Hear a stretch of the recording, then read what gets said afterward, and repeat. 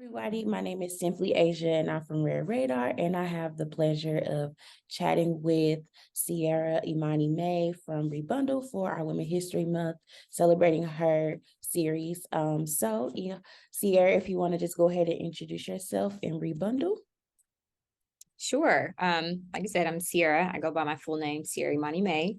I founded Rebundle back in 2019 after a personal experience, negative experience with plastic hair extensions, and recognizing that there was an opportunity to bring a product to market that not only fit my needs, but all of those of Black women and people who wear braids so that we can wear them both comfortably and sustainably.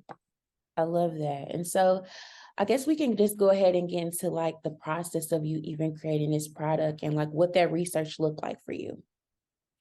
It was definitely new territory for me. I'd never envisioned or even desired to build a physical product, which is very, very difficult, especially as a non-technical founder. But I just had this, my heart set on making something that I would wear myself and could, offer as a product for other people who had similar issues as I did. So it really just started with me researching all of the information that I could find on how hair extensions are currently made, where they're made, what's in them, ordering lab samples, doing a lot of customer discovery, and talking to other people who could identify with the experience that I was having. And then from there, deciding that, I didn't want to make a product that further fed into the single-use plastic pollution, but to figure out what other type of materials were out there that could be a good substitute for hair extensions. Yes, I love that. And so like as a Black woman or just even someone that's looks totally different that's going into an industry like that, like what type of adversities did you face while like, doing that research process and finding, I don't know if it's finding vendors or how you, do the behind the scenes, but just even walking into those rooms and those spaces?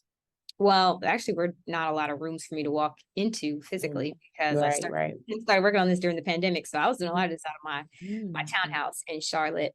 Mhm. And what I found was, which is pretty common knowledge at this point, but were not any hair manufacturers here in the States. There are quite a few distributors, but I wanted answers from the source and where the hair was actually being made. And a lot of those places are spread out across Asia, a few African countries, and places that I didn't have immediate access to for obvious reasons, but also you layer the pandemic on top of that. There was no traveling happening.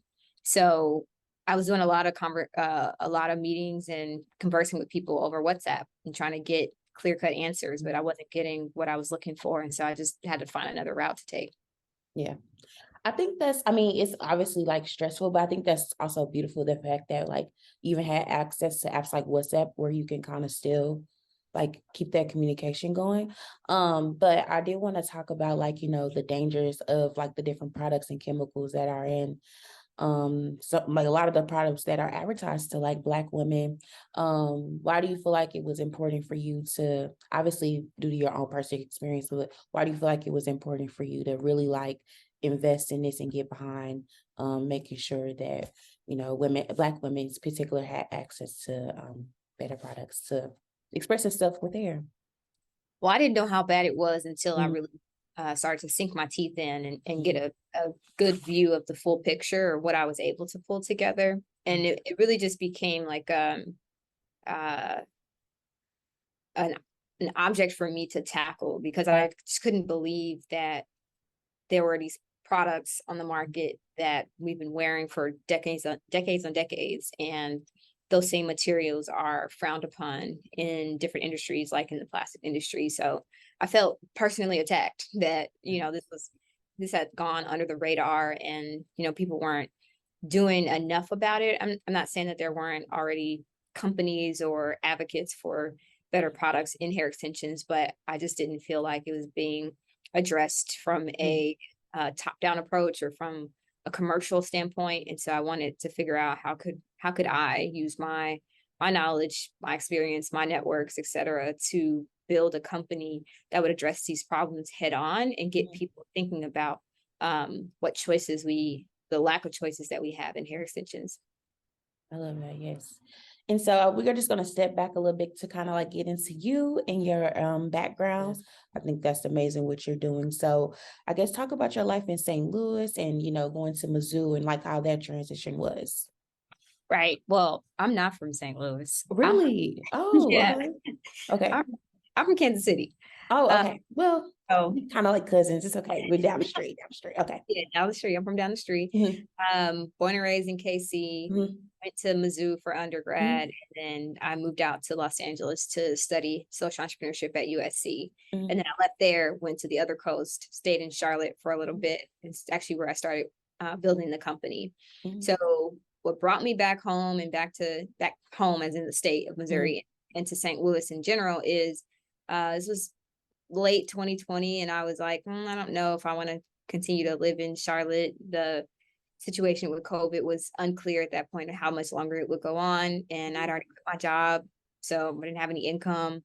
mhm, So I just didn't think it made a lot of sense for me to continue to live in Charlotte. mhm. So I applied for arch grants, got that, and that's what brought me to St. Louis. And St. Oh, Louis has been really good to the business. There are a ton of resources and communities here that are willing to help founders and startups in this space. So I think that it was the right move to make at the time for a number of reasons, but we've been able to really grow and thrive here. that's awesome. Okay. And then like I know you mentioned arch grants and you went like the whole funding process. Like what was that like putting yourself in that position to like pitch yourself, pitch your product and to try to get like, funding behind it? It's pretty difficult at first. Mhm, I had to really get good at storytelling and crafting a narrative that anyone could understand, even if they didn't wear hair extensions, but to mhm, identify with the problem and the people who were experiencing this problem and how vast of an opportunity it was to address this problem at scale. mhm, And I raised quite a bit of non-dilutive capital at first, and we actually launched um, off of what I had bootstrapped. And so thereafter, I went on to raise venture capital, which is a totally different ball game. But I could see the potential of the mhm, business and what type of resources we would need to be successful. mhm.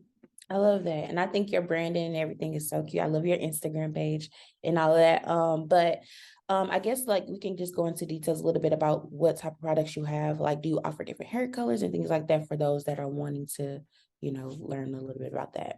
Yeah. So our first product is called Braid Better. It's made out of banana fiber with all non-toxic ingredients as well as biodegradable ingredients.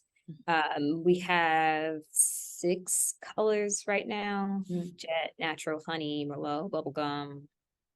5. We're getting ready to Okay. have 6. Mhm. Mhm. And yeah, available in a few different lengths, whether you want it short or long. And our goal is just to continue to meet the needs of our customers for texture, for color, for length, you name it. So that, less of us will be wearing plastic and more of us will have options. I love that. And so lastly, I guess we can get into like what's next with you. Do you see yourself like venturing into other different products or how like, what do you see rebundling in like 5 years?